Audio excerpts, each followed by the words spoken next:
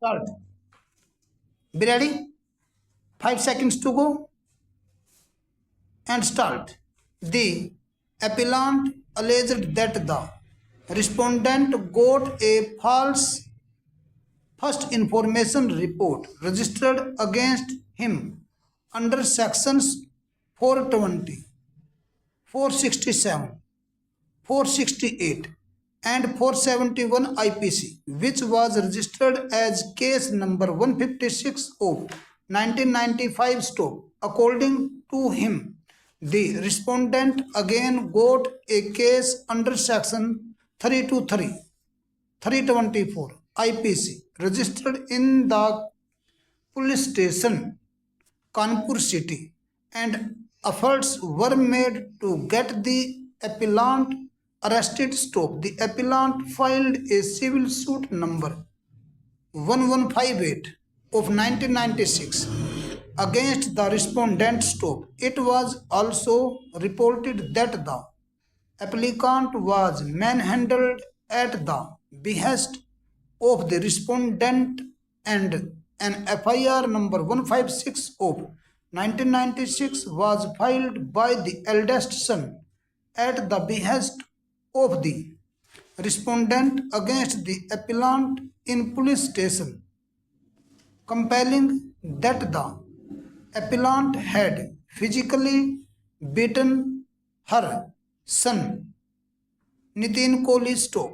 The respondent in her statement before the trial court had mentioned that she had filed an FIR against the appellant under section 420, 468 IPC at the police station Kotwali, and the respondent had gone to the extent of filing a caveat in the High Court in respect of the said criminal case so that the appellant may not obtain an order from the High Court against her filing the said FIR. Stop.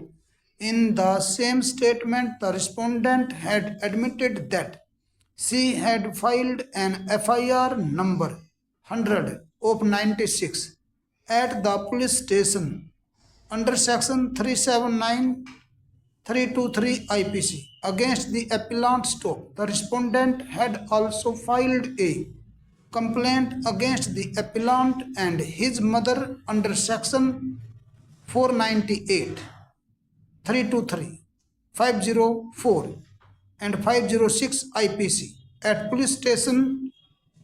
Stop. The respondent in her statement had admitted that she had opposed the bail of the appellant in the criminal case filed at the police station Kotwali on the basis of legal advice. Stop. In that very settlement, they further admitted that after the police had filed final report in both the criminal cases relating to police station Kotwali and police station Kohna, she had filed protest petition in those cases. Stop.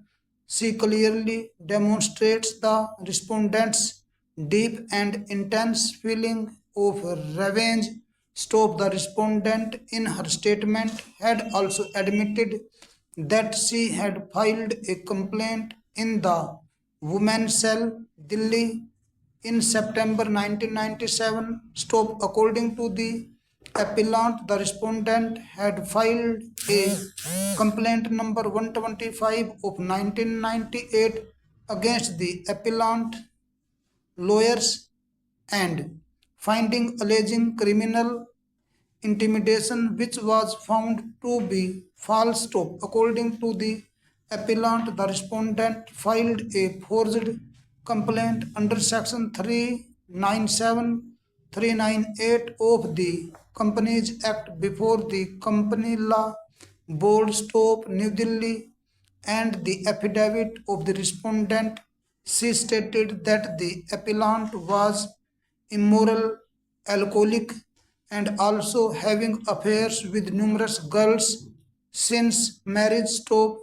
She also called him a criminal, infidel, forger, and her